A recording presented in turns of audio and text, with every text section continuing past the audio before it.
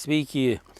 Trijose Lietuvos rajonuose paskelbus ekstremalią situaciją dėl žievėgraužio tipografo plitimo, tai Kazlų Rūdos savivaldybės, Vilniaus ir Šalčininkų rajonuose mes, miškų kontrolės pareigūnai, dar didesnį dėmesį kreipsim būtent spygliuočių miškams. Nuo šiol mes vykdysim daugiau tikslinių išvykų, kontroliuosim, stebėsim medienos sandėlius, raginsim miško savininkus greitai ir nedelsiant reaguoti į tas vietas, kur yra pastebėtas žievėgraužio židinys.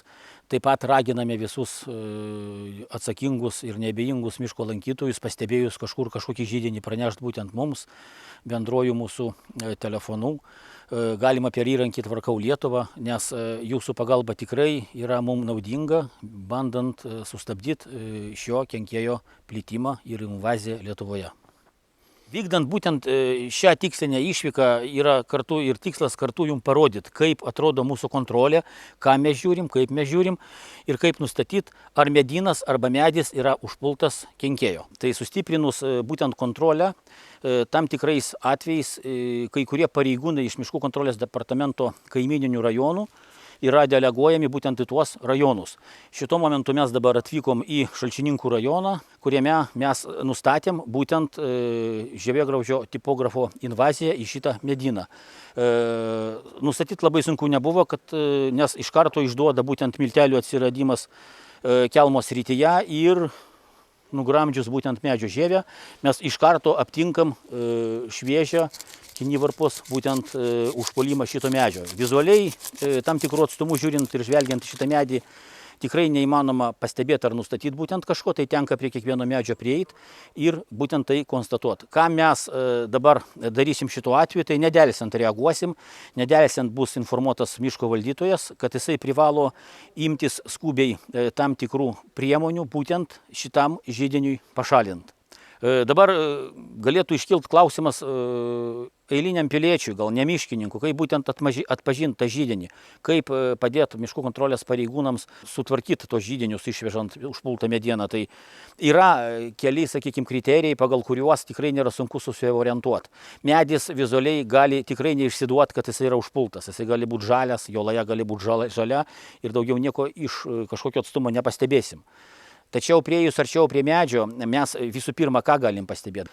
Rudų arba tam tikrais atvejais kiek šviesesnių miltelių atsiradimas medžio kelmo srityje.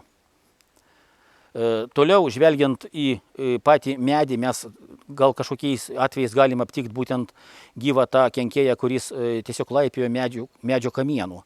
Taip pat galim aptikti tam tikro dydžio skylučių, kas išduoda vėlgi, kad medis yra užpultas. Ir tik nustačius, kad yra skylučių, yra miltelių, mes galim prieiti prie sekančio etapo, tai yra žievės patikrinimas, medį kažkiek gramdant, kaip turim šituo atveju, ieškant takų, ieškant šviežių įsigraužimų. Ir kai pasitvirtina bent vienas iš tų kriterijų, mes galim laikyti, kad medis yra užpultas. Tai tokiais atvejais visų prašom atsakingų piliečių pranešti Miškų kontrolės departamentui apie tokius miškus per Tvarkau Lietuvą. Tai vykdant akciją Miškas be kenkėjų atvykom į sekantį objektą, tai yra Valstybinių miškų urėdijos medienos sandėliavimo vieta, iš kirtavietės yra suvežti rąstai.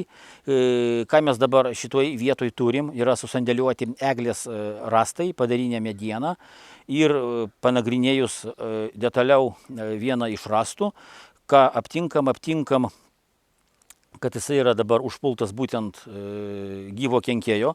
Radom įvairių stadijų būtent žievėgraužio tipografo vabzdžių.